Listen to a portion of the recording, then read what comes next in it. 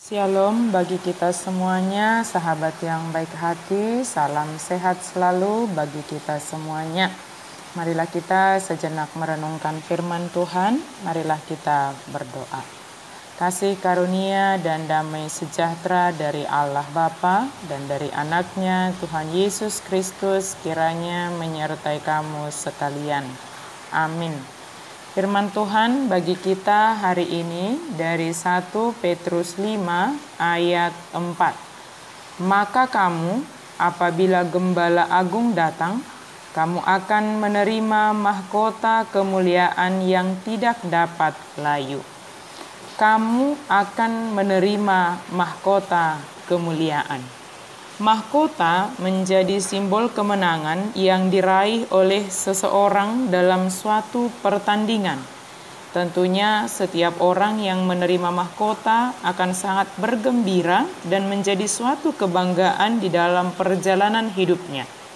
Pada saat itu, jika seorang olahragawan memenangkan satu perlombaan, maka kepadanya akan dianugerahkan mahkota bunga atau daun sebagai tanda kemenangan.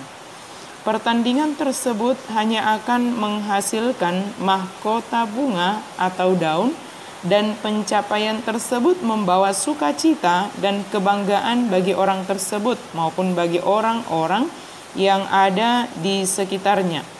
Sementara mahkota bunga atau daun tersebut akan segera layu dan akan terbuang begitu saja. Atau pada masa sekarang ini, jika seseorang mendapatkan medali atau mahkota sebagai bentuk kemenangan yang diraihnya, adalah sangat baik dan akan membawa sukacita dan juga kebanggaan tersendiri. Namun itu hanya sebatas pada pertandingan tersebut. Dalam nas kita hari ini, dikatakan bahwa apabila Gembala Agung datang, artinya kedatangannya adalah pasti dan kedatangannya adalah sebagai Gembala Agung dan kita adalah umat yang digembalakannya. Selama kita hidup di dunia ini, kita digembalakan oleh Yesus Kristus sebagai Gembala Agung kita. Sebagai Gembala Agung, tentunya Yesus mengenal semua yang digembalakannya. Dia mengenali mana domba dan yang mana kambing. Kedatangan Sang Gembala Agung adalah untuk mengaruniakan mahkota kemuliaan yang tidak dapat layu kepada orang yang melakukan tugas dan tanggung jawabnya sesuai dengan imannya. Sebab dikatakan bahwa tugas kita juga adalah menggembalakan apa yang diberikan oleh Allah kepada kita untuk kita pertanggungjawabkan kepadanya. Menggembalakan bukan dengan paksa, tetapi dengan sukarela sesuai dengan kehendak Allah. Menggembalakan bukan karena mau mencari keuntungan diri sendiri, tetapi dengan pengabdian diri. Menjadi teladan bagi kawanan yang telah dipercayakan Tuhan kepada kita.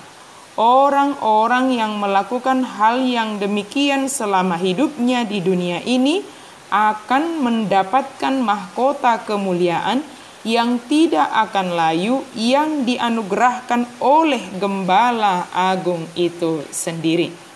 Sahabat yang baik hati, kita sedang mengharapkan kedatangan Sang Gembala Agung tersebut. Dalam mempersiapkan diri untuk menyambut kedatangan Gembala Agung tersebut, mari kita dengan setia melakukan dan mempertanggungjawabkan segala yang diserahkan Tuhan kepada kita dengan sukarela, dengan pengabdian diri, dan menjadi teladan bagi orang yang kita gembalakan. Tentunya semua ini dapat kita lakukan jika kita mau dan bersedia digembalakan oleh Gembala Agung kita, yaitu Yesus Kristus. Selama kita hidup di dunia ini, hiduplah dalam penggembalaan Sang Gembala Agung, yaitu Yesus Kristus, maka kita akan dikaruniai mahkota kemuliaan, dan itu akan membawa sukacita bagi kita, sebab kita dapat memenangkan kehidupan kita di dunia ini, hidup dengan setia dan bertanggung jawab, melakukan segala apa yang harus kita lakukan sesuai yang diserahkan oleh Allah kepada kita masing-masing.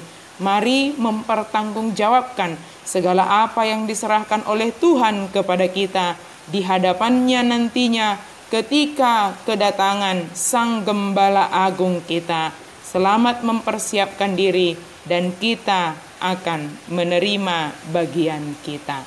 Amin. Mari kita berdoa.